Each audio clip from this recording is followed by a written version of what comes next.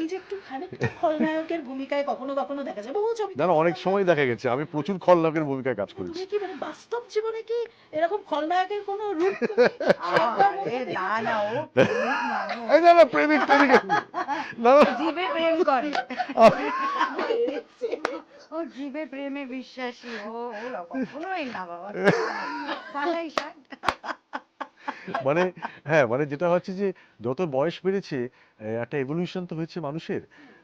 সব সব মানুষেরই হয়, মানে ধর আমার তোর আমাদের প্রত্যেকেরই হয়।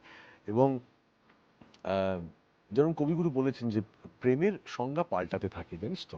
মানে যেটা মানে অ্যাকচুয়ালি মানে এটা ও হাসছে আমি জানি, এখন আমি এটা সিরিয়াস জায়গায় নিয়ে যাবো, কিন্তু ও এটাকে সিরিয়াস জায়গায় নিয়ে যাবে না। তো বিষয়টা হচ্ছে একটা উত্তরণ ঘটেছে আমার। তো বলছো আমার উত্তর এখন আর সুন্দর জীবে প্রেম করছিস না। আমার, হ্যাঁ মানে আমি আমার আমার নিজের প্রেম, আমার প্রকৃতি, আমার এটা হ্যাঁ, তাহলে জীবে প্রেম জীব এবং প্রকৃতি প্রকৃতি নিয়ে আমি আছি। পূজা, হ্যাঁ আমি পূজাই মেরা কাম है কামি মেরি পূজা है। যাই হোক, পূজা এটা নিয়ে কার নাম? আলোচনা এটা বেশি জানতে করে লাভ হবে। নেই।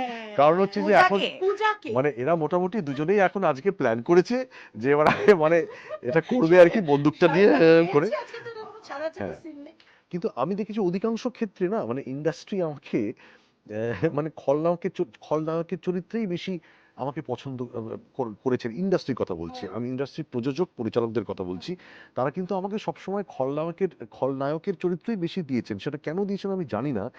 আম, হয়তো আমার চোখে একটা রং আছে বলে, আমি একটু না এরকম না, দেখতে বলে, ওরা ওরা সেটা মনে আমি জানি না। করেছেন যে তোর এত কিন্তু মিষ্টি মুখ, হ্যাঁ, দর্শক সহজে হ্যাঁ, গেস করতে গেস পারবে করবে না না, যে হ্যাঁ তুই মানে, খলনা। এবং যে কারণে আমার মনে হয়েছে কিন্তু আমি তোকে বলি, আমার অডিয়েন্স কিন্তু কখনো সেটা আমাকে দেখতে চাননি। আমাকে অডিয়েন্স আজও আমাকে ভালো লেখেন ছেলে যে হিসেবে আপনাকে না, এই আপনাকে কেন অন্য এত তো চরিত্র হতে পারে, এত সাহিত্যধর্মী চরিত্র আমি তো সত্যি স্টেজে করেছি আমি তো, কিন্তু সিনেমাতে অধিকাংশ ক্ষেত্রেই আমি দেখেছি, এবার একদম প্রথম দিকে সিনেমাগুলো ছেড়ে দিচ্ছি, সেখানে যেরকম অমিত চরিত্রও করেছি আমি, হ্যাঁ, আম, আহ, মানে অনেক পজিটিভ ক্যারেক্টারও করেছি।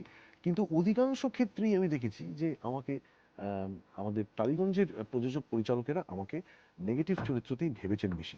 কিন্তু দেখো আবার এই হাউস, আমার উইন্ডোজ, গোত্র একটা সাংঘাতিক ইম্পর্টেন্ট ছবি, একটা আদ্যপান্ত পজিটিভ ক্যারেক্টার আমাকে ঠিক ঠিক দিয়েছেন ঠিক দারুণ। শিবুদানন্দিতা দিয়ে।